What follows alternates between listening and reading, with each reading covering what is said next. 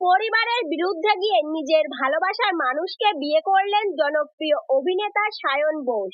যে কারণে নিজের বাড়িতে জায়গা হলো না অভিনেতার, ভালোবাসার মানুষের হাত ধরে ছাড়তে হলো তাকে নিজের বাড়ি। বর্তমানে তিনি আছেন ভাড়া বাড়িতে, কিন্তু জানেন কে সেই ভালোবাসার মানুষ যার জন্য নিজের পরিবার ঘর সবই ছাড়লেন অভিনেতা। বর্তমানে টেলিজগতের জনপ্রিয় অভিনেতা সায়ন বোস কাজ করছেন জি বাংলা জনপ্রিয় ধারাবাহিক কে প্রথম কাছে এসেছিতে। এই ধারাবাহিকে ঋগদেব চরিত্রে কাজ করছেন তিনি। অভিনেতার বিপরীতে রয়েছেন জনপ্রিয় অভিনেত্রী মোহনা মাইতি, যাকে মধুবনী চরিত্রে অভিনয় করতে দেখা যাচ্ছে। এবার মোহনাকে বিয়ে করে নিজের পরিবারকে ছাড়তে হলো অভিনেতা সায়ন বোসকে। হ্যাঁ, ধারাবাহিকের গল্পের সূত্রে সাত পাকে বাধা পড়েছে ঋগদেব আর মধুবনী, কিন্তু সিঙ্গেল মাদার হওয়ায় ঋগদেবের পরিবার তাকে মেনে নেয়নি।